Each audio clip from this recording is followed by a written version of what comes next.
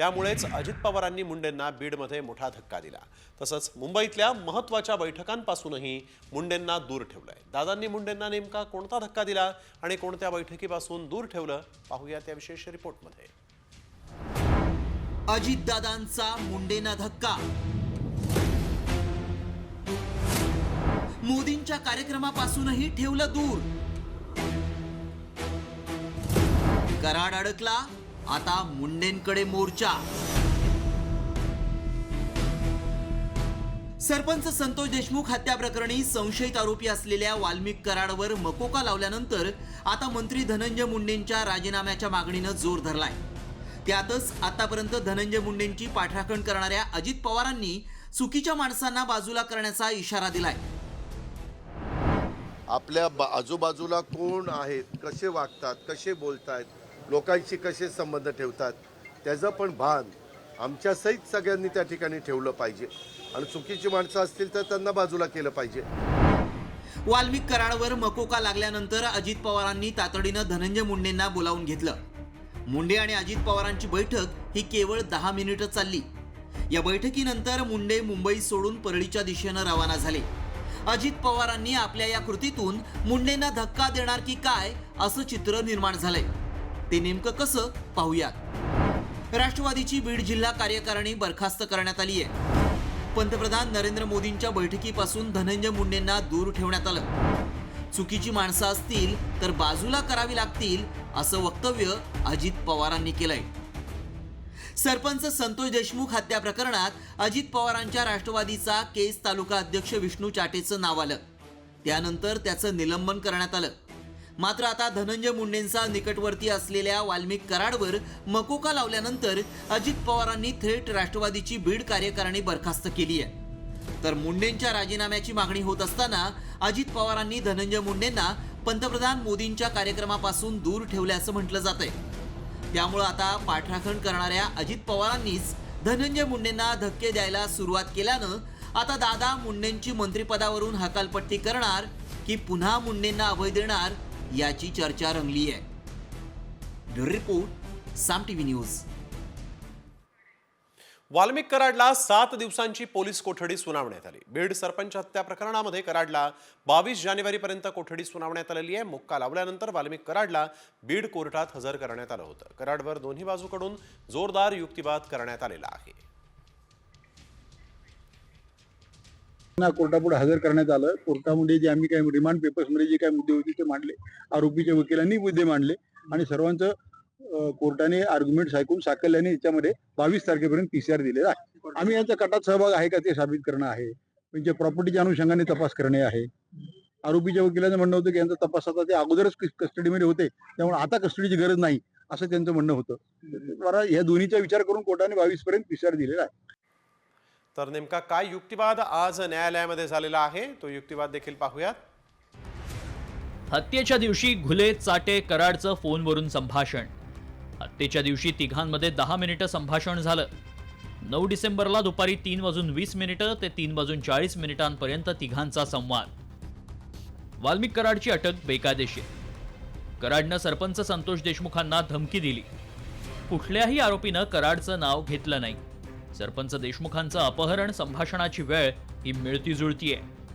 वाल्मिक कराड विरोधात ठोस पुरावे नाहीत। कराडवर हत्येचा गुन्हा दाखल होऊ शकत नाही। सरपंच हत्येप्रकरणी वाल्मिक कराडला 7 दिवसांची कोठडी सुनावण्यात आलेली असतानाच या सुनावणी दरम्यानच एक मोठी बातमी समोर आलेली आहे। संतोष देशमुख यांची हत्या नेमकी का करण्यात आली याचं कारण सीआयडीनं आज कोर्टात सांगितलेलं आहे। अबादा कंपनीकडून मागितलेली खंडणी आणि संतोष देशमुख हत्या प्रकरणातील आरोपी वाल्मिक कराड याला बीड कोर्टात हजर करण्यात आलं।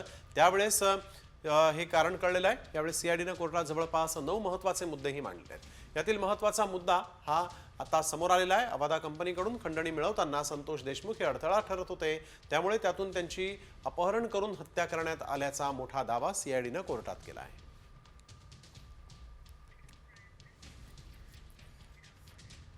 तर कराडला कोठडी सुनावल्यानंतर बीड कोर्टाच्या बाहेर कराड समर्थक आणि विरोधक हे भिडले होते। कराडच्या विरोधात एका महिलेने जोरदार घोषणाबाजी केली। यावेळेस कराड समर्थकांनीही घोषणा दिल्यामुळे कोर्टाच्या बाहेर गोंधळ झाला। यावेळेस पोलिसांनी इथं जमलेला जो जमाव होता त्यांना इथे पांगवलं।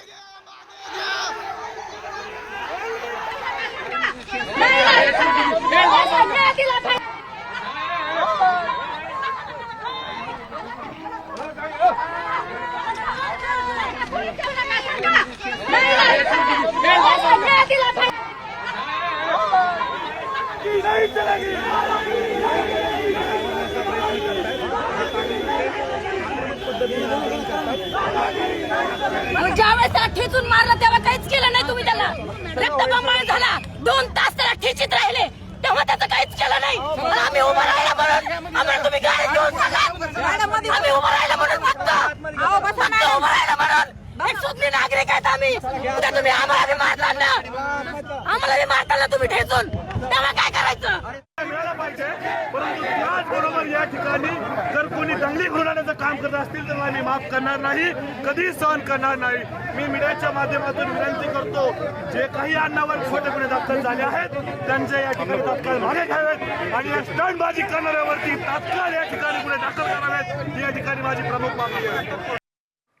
कोर्टाबाहेर गोंधळाचं वातावरण असताना पांगरी गावात वाल्मिक कराडचे समर्थक आक्रमक झाल्याचं पाहायला मिळालं.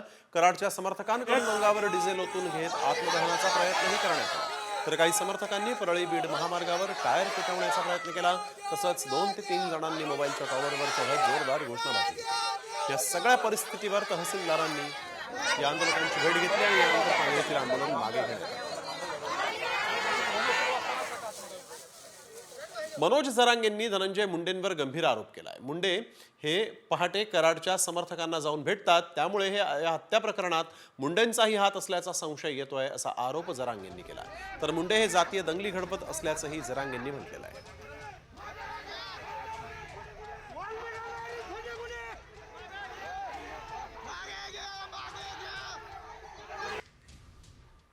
त्या धनंजय मुंडेने जी टोळी चालवली ना, की थांबे, तू खोलात चाललाय, ध्यानात ठेव, तू खोलात चाललाय. गुंडगिरी दहशत पसरवू नको. आम्हाला शंका आणि संशय यायला लागला तुझ्यावर. आता तू जर पाठिंबा देतो आंदोलन करणाऱ्याला, पाठं जाऊन भेटतो आंदोलन करणाऱ्याला, तर याचा अर्थ तो आबे हात हे का काय? त्या खुनात अशी आम्हाला शंका यायला लागली, संशय पण यायला लागला. का आम्ही शंका घेऊन येतो जाऊ? आता ओबीसींना बोलवतोय, पाप तू करणार, ओबीसीला बोलवतो, जातीला बोलवतो. तुलाच फेडावं लागणार आहे, याच्या जातीचा काय संबंध नाही. तुला जातीचं देणं घेणं जर असतं तर तू इतकं वाईट कृत्य कधीच केले नसतं. म्हणून धनंजय मुंडे हा पाठ येऊन जातीय दंगली भडकवण्याचं काम यांनी केलंय. यांनी गुपचूप त्यांच्या लोकांना सांगितलं वाटतं. त्यामुळे अजितदादा आणि मुख्यमंत्री साहेब लक्ष ठेवा, माझ्या बीड जिल्ह्याची कायदा सुव्यवस्था बिघडली नाही पाहिजे, नसता आम्ही सुद्धा सहन करणार नाही. तर माझ्या नवऱ्याला बळीचा बकरा बनवण्यात आलं, असा आरोप वाल्मिक कराडची बायको मंजिली कराडनं केलेला आहे. तसंच निवडणुकीपुरता आपल्या नवऱ्याचा वापर करून घेण्यात आला असून घरी येणाऱ्या सगळ्यांचा पुरावा दाखवणार असल्याचा इशाराही मंजिली कराडनं दिलेला आहे. आज प्रश्न केलेला आहे समोरच्या सरकारी वकिलाला किंवा सीआयडी लोकांना की फक्त एका फोन कॉलवर तुम्ही 307 कसा काय मागू शकता, 302 किंवा मोक्काचा हे तुम्ही कसं काय लावू शकता फक्त एका फोन कॉलवर. तर कराड प्रकरणातलं गूढ वाढत चाललं. न्यायालयामध्ये सुनावणी झाल्यानंतर वाल्मिक कराडला रुग्णालयात नेण्यात आलं होतं. तिथं कराडची जवळपास 2 तास वैद्यकीय तपासणी करण्यात आली आणि यानंतर रुग्णालयाच्या बाहेर येताच वाल्मिक कराडनं रोहित कुठे आहे रोहित असा प्रश्न केला. साधारण 2 ते 3 वेळा रोहित कुठे आहे असं वाल्मिक कराड विचारत होता. कराडनं रोहितला आवाज देताच पोलिसांनी देखील रोहितला बोलावलं. त्यामुळे वाल्मिक कराड विचारत असलेला रोहित नेमका कोण आहे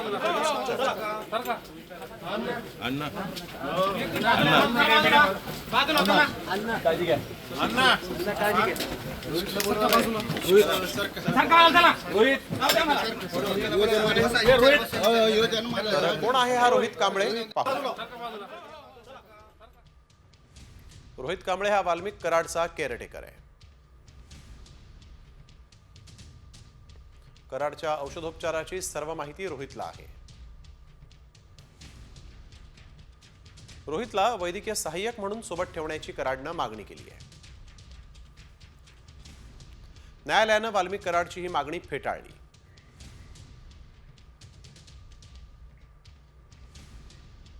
तेव्हा रोहित कुठे असं त्यांनी एक आवाज दिला, तर नेमकं हा रोहित कोण? आता याचा शोध घेतला जातोय. कर्मचारी त्याचा मला वाटतं हाताखालचा माणूस आहे, रोहित कांबळे म्हणून असेल. रोहित कुठे काही मदतीला वगैरे लागत असेल, पोलीसच्या गाडीत बसून नेला ना मग तो तिथून. तर वाल्मिक कराडची बँक खाती सील करण्यात आलेली आहेत. मग अजून त्याच्यावर ईडीची कारवाई का झाली नाही? त्याच्या अकाउंटमध्ये पैसे किती ठेवलेले आहेत? पोलिसांनी मे महिन्यातच तक्रार असताना खंडणीचा गुन्हा का लावला नाही असा सवाल सुप्रिया सुळेंनी बीड पोलिसांना विचारलेला आहे. पहिलं मला प्रश्न विचारायचा आहे सरकारला की अकाउंट जे सील केले हे किती अकाउंट सील केलेत पहिलं आणि त्याच्यात पैसे किती आहेत ह्याची काहीच माहिती आपल्याकडे येत नाही.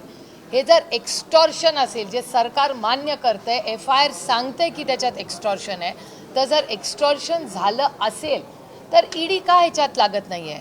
मग वाल्मिक कराडांच्या केसमध्ये एक्स्टॉर्शनची केस ही मे महिन्यात झाली आहे. आपण आता जानेवारीमध्ये आहोत. मग एक्स्टॉर्शनमध्ये ईडीचा रोल का येत नाही आहे हा एक अतिशय महत्त्वाचा प्रश्न आहे.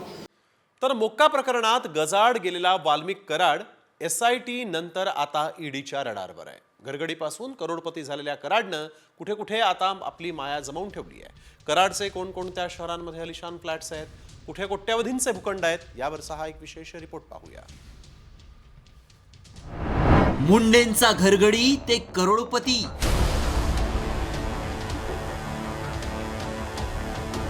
वाल्मिक कराडची संपत्ती किती?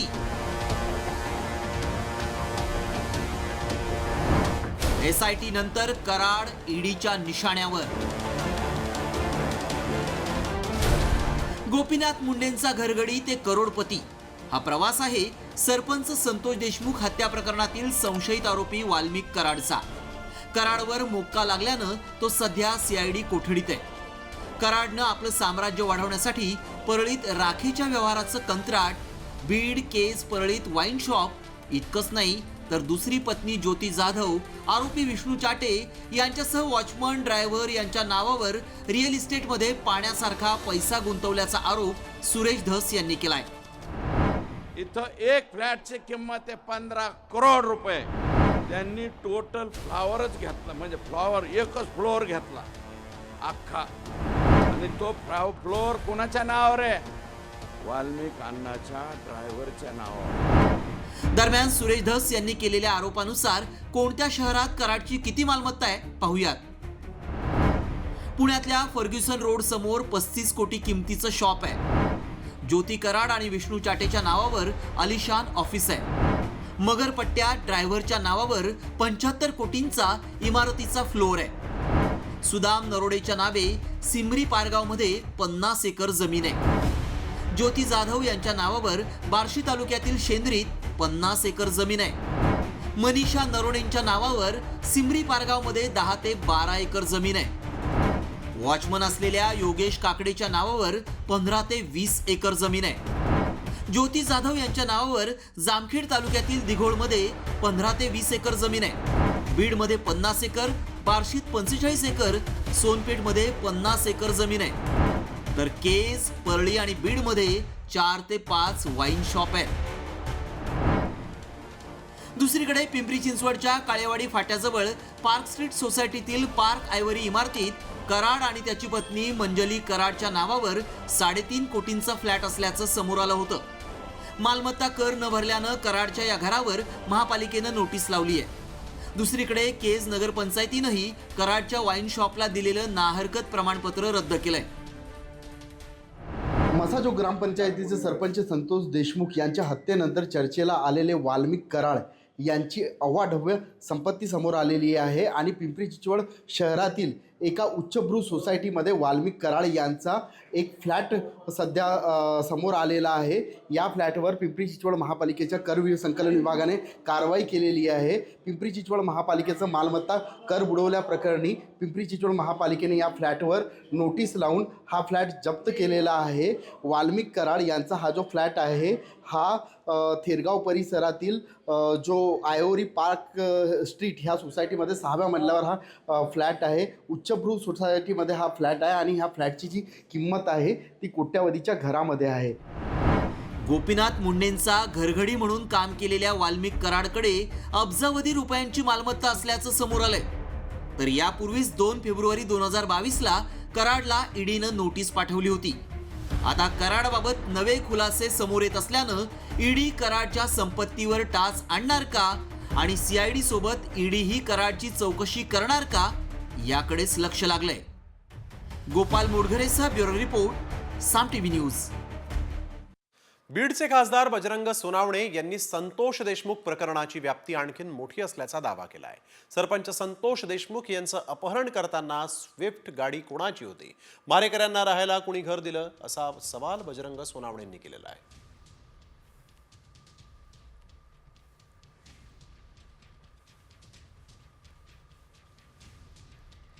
किडनॅपिंग केलं. किडनॅपिंग करताना ज्या 2 गाड्या होत्या त्याच्यामधली स्विफ्ट गाडी कुणाची होती, कारण आपण स्कॉर्पिओ गाडीवर त्यांनी पोलिसांनी फोकस केला. स्विफ्ट गाडी कुणाची होती, ती कोण मालक आहे, त्याचा ड्रायव्हर कोण आहे, तो कुठं होता, दिली कशी, त्याच्यावर चालवाय कोण, त्याच्यात कोण कोण होतं, ते कुठल्या मार्गे गेले, कुठं राहिले, कुठं काय काय केलं, हे खंडणीतले जे आरोपी होते ते पण निघाले. 11 तारखेला गुन्हा झाला तेव्हापासून 31 तारखेपर्यंत कुठं कुठं होते, कुणाकुणाच्या घरी थांबले, कुठल्या दवाखान्यात थांबले, त्यांना कुणी मदत केली, त्यांना कुणी गाड्या पुरवल्या, त्यांना काय केलं, हे सर्व सुद्धा सहआरोपी झाले पाहिजेत. ही आमची मागणी पहिल्या दिवसापासून आहे. बीडच्या या तणावाच्या स्थितीवर पंकजा मुंडेंनी मोठं वक्तव्य केलं. बीडच्या स्थितीवर गृहमंत्र्यांशी चर्चा करणार असल्याचं पंकजा मुंडेंनी म्हटलेलं आहे. बीडच्या स्थितीवर फडणवीसांशी बोलणार असल्याचं यावेळेस त्यांनी म्हटलंय. परळी बंद झाली सध्या मला ते काय माहित नाही. मी तुमच्यावर विमानातच आहे, त्यामुळे मी कसंच आले. मी माझ्या नियोजित कार्यक्रमात रोज सकाळी उठून रात्रीपर्यंत काम करत आहे. त्यामुळे या गोष्टी माझ्यासाठी आता मॅटर नाही करत. माझ्यासाठी मॅटर करतं रोजचं काम. परळीमध्ये कायदा सुव्यवस्थेचा प्रश्न निर्माण झालेला आहे, तणावपूर्ण वातावरण आहे परळीमध्ये. मंत्र्यांशी चर्चा करण्यात आली आणि ते तणाव कमी करण्यासाठी काय करता येईल. दिवंगत भाजप नेते गोपीनाथ मुंडेंनी केलेल्या कायद्यानंच त्यांचा घरगडी असलेला वाल्मिक कराडचा करेक्ट कार्यक्रम केला. देशमुख हत्ये प्रकरणातले आरोपी आणि वाल्मिक कराडमध्ये किती आणि कसे फोन कॉल्स झाले, कराड मोक्कामध्ये कसा अडकला, त्यावरचा हा एक विशेष रिपोर्ट पाहूया. मुंडेंच्या मकोकात परळीचा आका.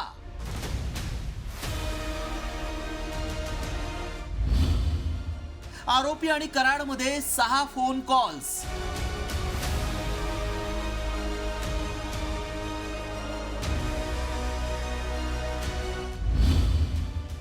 देशमुखांच्या हत्येचं कराड कनेक्शन. मकोका कायद्यात जेलमध्ये असलेला वाल्मिक कराड एकेकाळी दिवंगत भाजप नेते गोपीनाथ मुंडे यांच्या परळीतल्या घरी कामाला होता. मात्र आपल्या मालकानं गृहमंत्री असताना राज्यातली संघटित गुन्हेगारी मोडून काढण्यासाठी आणलेल्या मकोका कायद्यात एके दिवशी आपणच अडकू असा विचारही कधी वाल्मिक कराडनं केला नसेल. मात्र सरपंच संतोष देशमुख यांच्या हत्या प्रकरणात अटक केलेल्या आरोपींसोबत कराडचं कनेक्शन असल्याचा संशय आल्यामुळं कराडवर मकोका लावण्यात आलाय. विशेष म्हणजे या आरोपींसोबत वाल्मिक कराडचे 6 फोन कॉल झाल्याची माहिती पोलिसांच्या विश्वसनीय सूत्रांनी दिली आहे. नेमके कुणासोबत आणि कसे वाल्मिकचे कॉल झाले पाहूया. पोलिसांच्या सूत्रांनुसार खुनातील आरोपी विष्णू चाटे आणि इतर आरोपींमध्ये 6 कॉल झालेत. खंडणी प्रकरण आणि खुनाच्या प्रकरणाबाबत हे कॉल झाल्याचं सूत्रांचं म्हणणं आहे. विशेष म्हणजे हे सर्व कॉल्स चाटेच्या माध्यमातून कराड सोबत झाल्याची माहिती पोलिसांनी न्यायालयाला दिली आहे. या कॉल्समधून हत्येतील आरोपी आणि कराडमध्ये संभाषण झाल्याचं सूत्रांचं म्हणणं आहे. त्यामुळे हत्या प्रकरणात कराड दिवसेंदिवस पुरता अडकत चाललाय. ज्या गोपीनाथ मुंडे यांच्याकडे घरकाम करत वाल्मिक कराडनं आपल्या कारकिर्दीला सुरुवात केली, त्याच मुंडेंनी केलेल्या कायद्यात तो अडकलाय. 1990च्या दशकात मुंबईतल्या गँगवॉर विरोधात गोपीनाथ मुंडेंनी रान उठवलं होतं. यानंतर 1995 साली राज्यात शिवसेना भाजप युतीचं सरकार आलं. गोपीनाथ मुंडे गृहमंत्री झाले. मंत्रिपदाचा कार्यभार हाती घेताच त्यांनी संघटित गुन्हेगारी विरोधात मकोका कायदा आणण्यासाठी पुढाकार घेतला आणि 24 फेब्रुवारी 1999 साली या कायद्याची अंमलबजावणी करण्यात आली. आता याच कायद्याखाली कधी काळी त्यांचा घरगडी असलेला वाल्मिक कराड गजाआड गेलाय. त्यात आता देशमुख हत्या प्रकरणातील आरोपींसोबत फोनवरून संभाषण केल्याचाही कराडवर संशय आहे.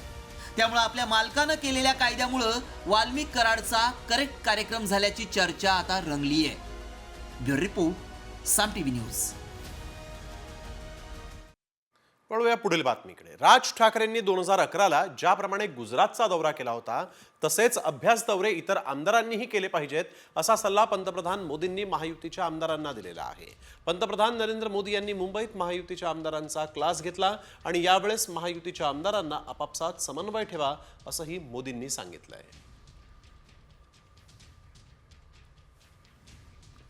सरकारमध्ये महायुतीतील पक्षांनी एकमेकांमध्ये समन्वय ठेवा, सामान्य कार्यकर्ता म्हणून जनसामान्यांमध्ये मिसळून त्यांची कामं करा. केंद्र आणि राज्य सरकारच्या सरकारी योजना लोकांपर्यंत पोहोचवा. विरोधकांवर श्रेयवादातून टीका करण्यापेक्षा कामातून उत्तर द्या. राज ठाकरेंच्या गुजरात दौऱ्याचं उदाहरण मोदींनी यावेळेस आमदारांना दिलं. महायुतीत कुरघोडीचं राजकारण सुरू झाल्याची माहिती सूत्रांनी दिली. राष्ट्रवादीच्या 2 मंत्र्यांच्या निर्णयाला मुख्यमंत्र्यांनी परस्पर स्थगिती दिली आणि त्यामुळे अजित पवारांनी नाराजी व्यक्त केल्याची माहिती सूत्रांनी दिली आहे. हसन मुश्रीफ यांच्याकडे वैद्यकीय शिक्षण विभागाचा पदभार आहे, तर बाबासाहेब पाटील यांच्यावर सहकार विभागाची जबाबदारी आहे. राष्ट्रवादीच्या या दोन्ही मंत्र्यांच्या खात्याच्या निर्णयांना मुख्यमंत्री देवेंद्र फडणवीसांनी परस्पर स्थगिती दिल्याची सूत्रांची माहिती आहे. पक्षाचे प्रमुख म्हणून आपल्याशी मुख्यमंत्र्यांनी समन्वय साधायला हवा अशी खंत अजित पवारांनी यावेळेस आमदारांसमोर बोलून दाखवली.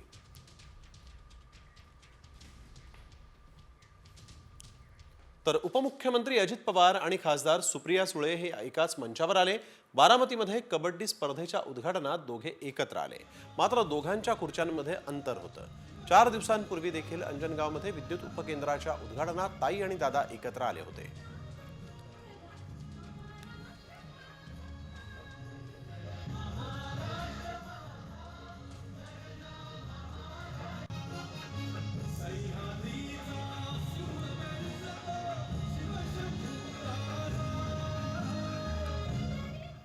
भारताला खरं स्वातंत्र्य मिळालं ते राम मंदिरात रामाच्या मूर्तीची प्राणप्रतिष्ठा झाल्यानंतर, असं वक्तव्य सरसंघचालक मोहन भागवतांनी केलं होतं आणि या वक्तव्याचा राहुल गांधींनी चांगलाच समाचार घेतला. भागवतांचं हे वक्तव्य म्हणजे देशद्रोह असल्याचा हल्लाबोल राहुल गांधींनी केलाय.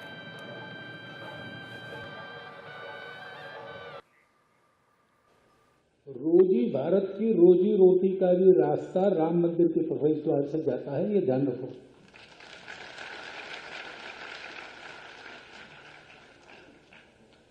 तो ये जो पूरा आंदोलन था वो भारत के स्व के जागृति के लिए था. भारत फिर से भारत बनकर अपने पैरों पर खड़ा होकर दुनिया को दिग्दर्शित करे, इसलिए था. Mohan Bhagwat has the audacity to inform the nation every 2 or 3 days.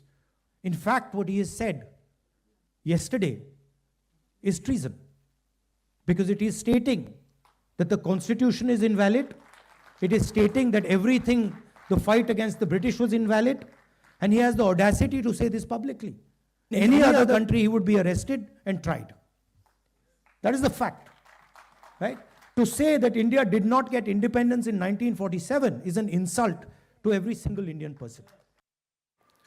तुम्ही रेल्वेनं प्रवास करताय आणि रेलिंगवर चढून ट्रॅक ओलांडत असाल तर ही बातमी नक्की पहा, कारण रेल्वे क्रॉसिंग ओलांडणं तुमच्या जीवावरही बेतू शकतं. पश्चिम रेल्वेच्या बोईसर रेल्वे स्टेशनवरचा एक व्हिडिओ सध्या व्हायरल होतोय. या व्हिडिओत एक प्रवासी रेल्वे रेलिंग ओलांडताना दिसतोय. हा प्रवासी रेलिंगवर चढला खरा, ट्रॅकवर उडी मारणार तितक्यात त्याचा तोल गेला आणि तो थेट रेल्वे ट्रॅकवर कोसळला. सुदैवानं दुसऱ्या ट्रॅकवर कोणतीही रेल्वे येत नव्हती, नाहीतर या प्रवाशाला आपला जीव गमवावा लागला असता. अनेक प्रवासी बोईसरमध्ये धोकादायक पद्धतीनं रेलिंग आणि रेल्वे ट्रॅक ओलांडताना दिसतात. मात्र रेल्वे पोलीस दुर्लक्ष करत असल्यामुळे संताप व्यक्त होतोय.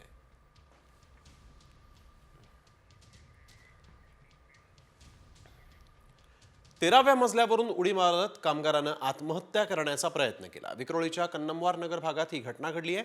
निर्माणाधीन असलेल्या 57 क्रमांकाच्या इमारतीवरून कामगारानं आत्महत्या करण्यासाठी 13व्या मजल्यावरून उडी मारली. मात्र आधी कामगार झाडावर आणि त्यानंतर सुरक्षेसाठी लावण्यात आलेल्या जाळ्यांवर अडकला. त्यामुळे या कामगाराचा जीव वाचला. बिरजू प्रसाद रमेश बनरवा असे या कामगाराचं नाव आहे. तो गेल्या काही दिवसांपासून मानसिक तणावात होता.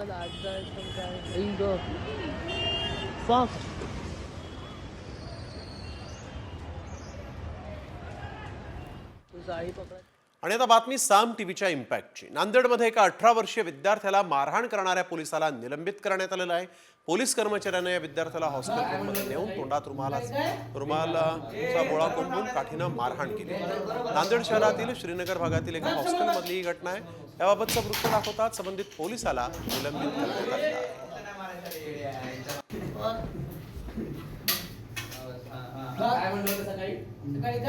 एवढं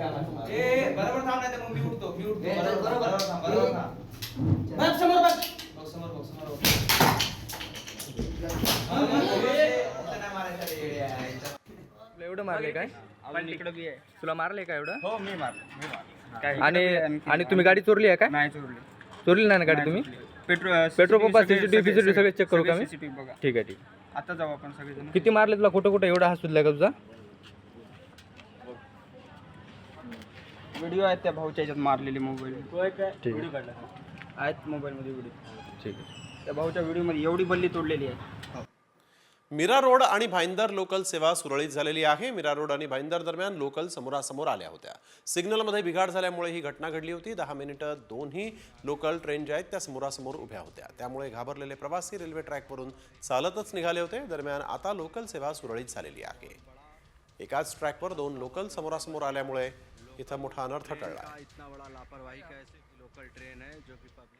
तुम्ही ऑनलाईन खाद्यपदार्थ मागवत असाल तर सावध राहा, नाहीतर ऑनलाईन डिलिव्हरीच्या नावाखाली तुमच्या घराची रेकी करून दरोडा घातलाच म्हणून समजा. पुण्यात अशाच डिलिव्हरी बॉयनं अनेक फ्लॅट्समध्ये दरोडे घातल्याचं उघड झालं. नेमके हे डिलिव्हरी बॉय कशी रेकी करायचे आणि कसा दरोडा घालायचे पाहूयात या विशेष रिपोर्टमध्ये. पुण्यात दरोडेखोर डिलिव्हरी बॉय, आधी रेकी मग घरफोडी.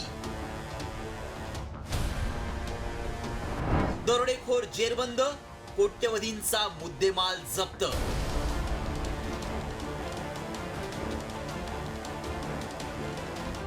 तुमच्या एका क्लिकवर चमचमीत खाद्यपदार्थ थेट तुमच्या दारात येतात. मात्र हे खाद्यपदार्थ घेऊन येणारा खरोखर डिलिव्हरी बॉय आहे का की लुटारू आहे याची खात्री करा.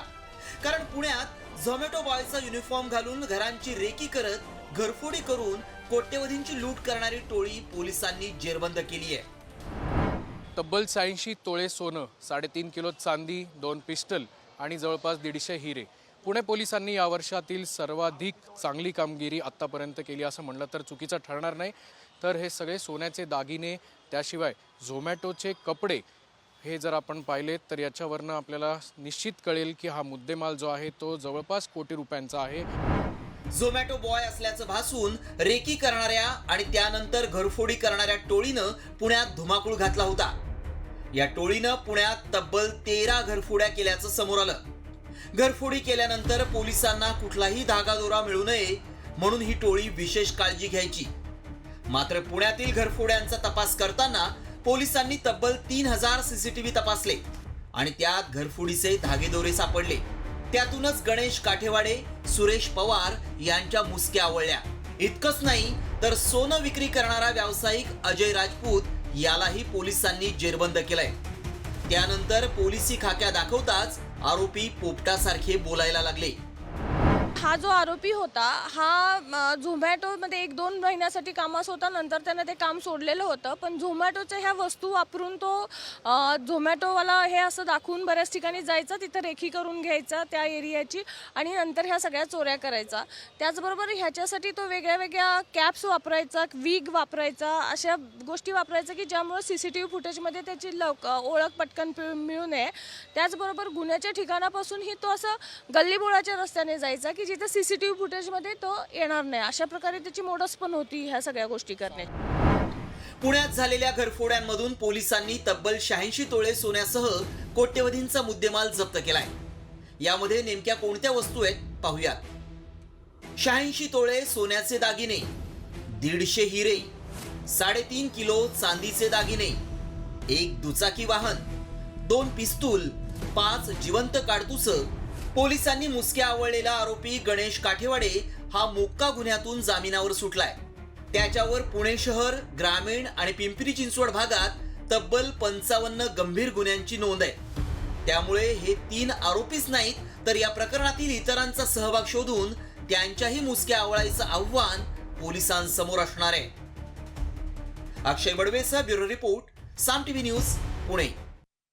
तर वळूया पुढील महत्त्वाच्या बातमीकडे. जानेवारीचा लाडकी बहीणचा हप्ता कधी मिळणार असा प्रश्न